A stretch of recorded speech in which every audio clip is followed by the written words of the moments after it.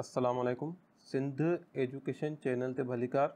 अज पाण ट्रांसक्रिप्शन के बारे में पढ़ंदासीं। ट्रांसक्रिप्शन एक प्रोसेस है जैमें RNA सिंथेसिस या पाण जो RNA जो है वो ठहंदो है। ट्रांसक्रिप्शन शुरू करण खां पहिरीं थोड़ो ओवरव्यू ऑफ जीन एक्सप्रेशन, मतलब जेका जीन है वह एक्सप्रेस कीअं थींदी है या पंहिंजो कमु कीअं कंदी है उन बारे में थोड़ो पाण जो आहे न उहो ॾिसंदासीं। ही जो पिंक कलर हिते थियल है शो इहो न्यूक्लियस खे ज़ाहिर करे, हिते जो वाइट कलर इहो साइटोप्लाज़म। सेल जा ॿ हिस्सा जेके इन मेन हूंदा आहिनि, हिकिड़ो साइटोप्लाज़म, हिकिड़ो जेको आहे उहो न्यूक्लियस। ऐं जेको न्यूक्लियस है उन जे अंदरि क्रोमोज़ोम हूंदा आहिनि, क्रोमोज़ोम जे अंदरि DNA हूंदो आहे, या पाण ॿियनि लफ़्ज़नि में ईअं चऊं जेके क्रोमोज़ोम हूंदा आहिनि न्यूक्लियस जे अंदरि उहे क्रोमोज़ोम ॿिनि शयुनि ते मुश्तमिल हूंदा आहिनि, हिकिड़ो प्रोटीन, हिकिड़ो DNA, जंहिंमें हिकिड़ो जेको तक़रीबन क्वांटिटी है वो 60% प्रोटीन 40% जो है वो DNA है। एंड DNA जो है उन ते जेको है वो मुख़्तलिफ़ इंटरवल ते जीन हूंदियूं आहिनि। हाणे हर स्पेशी टू स्पेशी जो है वो जीन जो नंबर वेरी कंदो आहे, मतलब मुख़्तलिफ़ हूंदो आहे। जीअं इंसान आहिनि त इंसान जो जेको सेल है, सेल जे अंदरि जो है वो 46 क्रोमोज़ोम हूंदा आहिनि। 46 क्रोमोज़ोम ते तक़रीबन 30 खां 35,000 जो है वो जीन जगह जीन मौजूद हूंदा आहिनि। हाणे ही DNA जो जेको नी हिकिड़ो सेगमेंट, थोड़ो नंढो सेगमेंट पाण खयो आहे जेको हिकिड़ी जीन ते मुश्तमिल है। ठीक है, हूँ तो DNA तमामु वॾो आहे, त ही हिकिड़ो सेगमेंट है। इन DNA जेको आहे इन मां ट्रांसक्रिप्शन जे थ्रू पहिरीं प्राइमरी ट्रांसक्रिप्ट, या पाण हिन खे ॿियनि लफ़्ज़नि में इहो चऊं त हिकिड़ो नॉन फंक्शनल RNA ठाहियो आहे। RNA जेको अञा कम जहिड़ो कोन्हे को, मतलब फंक्शनल कोन हूंदो, कमु कोन कंदो। छो त जेके यूकैरियोटिक सेल आहिनि उन्हनि में जेको DNA हूंदो आहे उन उहो ॿिनि हिस्सनि ते मुश्तमिल हूंदो आहे, हिकिड़ा इंट्रॉन, ॿिया एक्ज़ॉन। जेके इंट्रॉन हूंदा आहिनि उहे नॉन फंक्शनल पार्ट हूंदा आहिनि, एक्ज़ॉन जेके हूंदा आहिनि उहे फंक्शनल पार्ट हूंदा आहिनि। त हिननि जी वरी स्प्लाइसिंग हिकिड़ो प्रोसेस थींदो आहे जंहिंमें इंट्रॉन ऐं एक्ज़ॉन अलॻि थींदा आहिनि। त इंट्रॉन अलॻि थी वेंदा, उहे ब्रेक थी वेंदा, बाक़ी जेको एक्ज़ॉन आहे उहो पाण में गॾिजी हिकिड़ो फंक्शनल RNA ठाहींदा।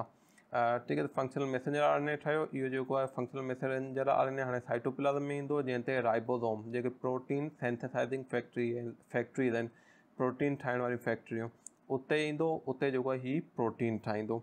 ठीक है, उन खां पोइ प्रोटीन जेका आहे उहो पंहिंजो कमु कंदी। त हाणे पाण जीन जेको आहे कीअं थी कमु करे, जीन जेका आहे उहा पहिरीं RNA थी ठाहे। हर जीन जो पंहिंजो अलॻि मैसेंजर RNA हूंदो, उन RNA मां वरी जेको आहे उहो प्रोटीन ठहंदी, उहा प्रोटीन जेको आहे उहो पंहिंजो कमु कंदी। हाणे ही या ॿियनि लफ़्ज़नि में ही ॾिसो, हिते सिंपल लिखियल है DNA मां RNA मां जेको आहे प्रोटीन जेको आहे उहो पोइ पंहिंजो स्पेसिफिक फंक्शन कंदी। RNA पॉलीमरेज़, हाणे इन प्रोसेस था अचूं। RNA पॉलीमरेज़ ही मेन एंजाइम है जेको ट्रांसक्रिप्शन कंदो आहे, DNA मां जेको आहे उहो RNA ठाहींदो आहे।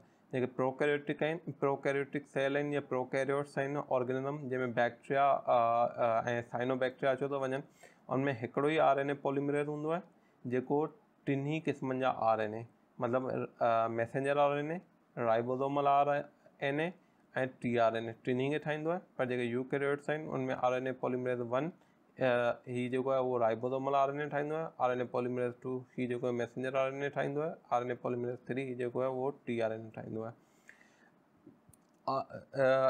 जेको प्रोसेस आहे उन जे लाइ हिकिड़ो RNA पॉलीमरेज़ खपे, ॿियो DNA, जंहिं ते जेको आहे उहो RNA पॉलीमरेज़ जेको आहे इन खे यूज़ करे जेको आहे उहो RNA ठाहींदो।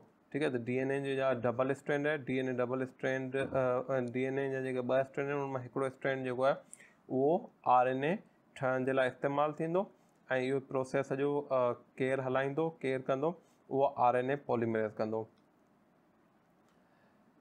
RNA पॉलीमरेज़ जेको आहे उहो सभिनी खां पहिरीं अनवाइंड कंदो, मतिलबु DNA जेको आहे उनखे खोलींदो, ॿिनि जेको आहे न अलॻि कंदो। उन खां पोइ खुलण खां पोइ हिकिड़ो ही सॼो DNA कोन खुलंदो आहे, DNA तमामु वॾो हूंदो आहे, जंहिं टुकड़े मंझां मतिलबु जेको मैसेंजर RNA ठहिणो हूंदो आहे या राइबोसोमल RNA ठहिणो हूंदो आहे उहो खुलंदो। बाक़ी जेको DNA ॿियो हूंदो आहे उहो बंदि हूंदो आहे। ऐं खुलण खां पोइ जेॾीमहिल RNA ठही वियो उन खां पोइ वापसि वरी जेको आहे उहो DNA बंदि थी वेंदो आहे।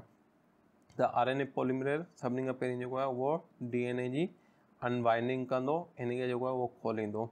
ऐं DNA जेको RNA पॉलीमरेज़ ही जेको DNA खे अनबाइंड कयो, खोलियो एंड जेको DNA इन जा ॿ ही जेके आहिनि मेन स्ट्रैंड आहिनि। हिकिड़ो ही जेको स्ट्रैंड आहे उनखे कोडिंग स्ट्रैंड चइबो आहे, इहो 5' टू 3' स्ट्रैंड सॾिबो आहे। ॿियो जेको उहो टेम्पलेट स्ट्रैंड जेको आहे हिनखे 3' टू 5' स्ट्रैंड चइबो आहे।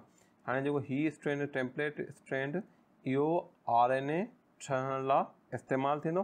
हाणे हितां खां जेकॾहिं पाण ही प्रोसेस ॾिसूं त हितां खां ही जेको आहे न हिन तरीक़े सां शुरू थियो। हितां खां DNA जेको RNA पॉलीमरेज़ आहे उहो DNA खे खोलींदो पियो अचे, RNA ठहंदो पियो अचे, हीअ अॻियां वेंदो जेॾी महिल RNA मुकमल थी वेंदो उन खां पोइ RNA पॉलीमरेज़ जेको आहे उहो DNA खां अलॻि थी वेंदो ऐं DNA जेको आहे उहो वापसि पंहिंजो ॿई जेके स्ट्रैंड आहिनि उहे पाण में बाइंड करे वेंदा। हाणे एडनिन जेको आहे उहो पाण ॾिसंदा आहियूं DNA में हमेशह थाइमिन सां बाइंड कंदो, ग्वानिन हमेशह साइटोसिन सां या साइटोसिन हमेशह ग्वानिन सां। पर जेको RNA आहे उन में थाइमिन कोन हूंदो आहे, थाइमिन जी जॻह ते यूरेसिल हूंदो आहे, बाक़ी न्यूक्लियोटाइड साॻिया हूंदा आहिनि। त हीअ जेको RNA पॉलीमरेज़ आहे उहो ही जेको यूरेसिल आहे उहो थाइमिन जी जॻह ते छो हूंदो आहे, उहो इन करे हूंदो आहे जो DNA जेको आहे उनजी रेप्लिकेशन थींदी आहे, जेको DNA ठहंदो आहे हिकिड़े DNA मां वरी 2 DNA ठहंदा आहिनि, त उन जी जेका रेप्लिकेशन हूंदी आहे उहा DNA पॉलीमरेज़ कंदो आहे। त DNA पॉलीमरेज़ जेको आहे उहो थाइमिन ऐड कंदो आहे।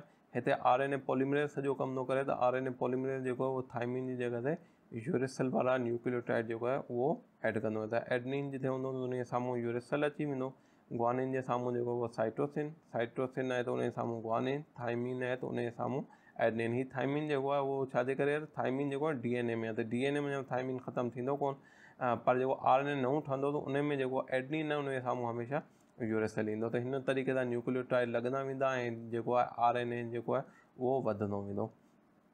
हाणे जेॾी महिल फाइनल थी वेंदो, RNA ठही वियो, उन खां पोइ RNA पॉलीमरेज़ हिन खां अलॻि थी वेंदो, DNA जेको आहे उहो वापसि पंहिंजो पाण में बाइंड थी वेंदो। हाणे ही जेको हिकिड़ो फंक्शनल जेको आहे उहो फंक्शनल मैसेंजर RNA आहे, जंहिंमें ही मुख़्तलिफ़ जेके आहिनि उहो न्यूक्लियोटाइड पिया शो कनि। जीअं साइटोसिन आहे त उहो C आहे साइटोसिन खे शो पियो करे, U आहे यूरेसिल खे बि शो करे, G आहे ग्वानिन खे बि शो करे, एडनिन। त ही जेको आहे वधीक पाण ट्रांसलेशन में पढ़ंदासीं, जेॾी महिल जेको ही मैसेंजर RNA आहे उन मां प्रोटीन ठहंदी आहे, त हिननि जेके ही न्यूक्लियोटाइड आहिनि जंहिंमें ही जेके मुख़्तलिफ़ कोड आहिनि, यूरेसिल आहे, साइटोसिन आहे, ग्वानिन आहे या एडनिन आहे, ग्वानिन आहे, त हिननि जो कोड आहे, हिननि जो छा मक़सदु आहे ऐं हिननि मां जेको आहे उहो प्रोटीन कीअं थी ठहे। अल्लाह हाफ़िज़। वधीक वीडियो ॾिसण जे लाइ सिंध एजुकेशन चैनल ज़रूरु सब्सक्राइब कंदा, महिरबानी।